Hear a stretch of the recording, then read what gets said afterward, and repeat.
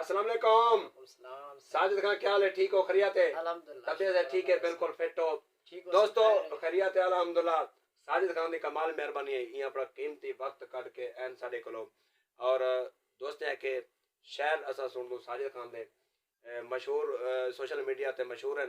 Sajid Khan social media ते मशहूर थे वे शहर आदे हवे आज असा तो को लाइव कहना है दोस्त को शहर और डोड़े सुने सो शुक्रिया थैंक यू। ठीक है सही ठीक है सुनाओ सकु माफ करी ने सपो सगे असा रुल गए है गुजरान दे विच वाह दुख नाल भवाले आंदिया हैं हर साल निभाए नुकसान दे विच वाह सारे शौक दे साला रुल गए हैं असा मर गए हैं अरमान दे विच पर कने उस तरह जिक्र बुलंद रखसूं तो लांगावी सारे गुस्तान दे विच साडे गोस्तान दे विच शुक्रिया थैंक यू दोबारा नदर खोल सरी किस्मत दे लग ताले गैन छड़ा देख तवंज रंग चढ़दे हर कुंडी ते थी जाले गैन छड़ा देख तवंज तरियास दे विच साडे पके फसल गलैन ओए होए पाई पाले गैन छड़ा देख तवंज तेरे पीछे साजिद रुलदे हुए थी छाले गैन छड़ा देख तवंज देखता मैं मैं एक बेवफा से वफा करता रहा वो गैरों से मिलकर मुझे तबाह करता रहा मैंने जिनके लिए छोड़ा अपनों को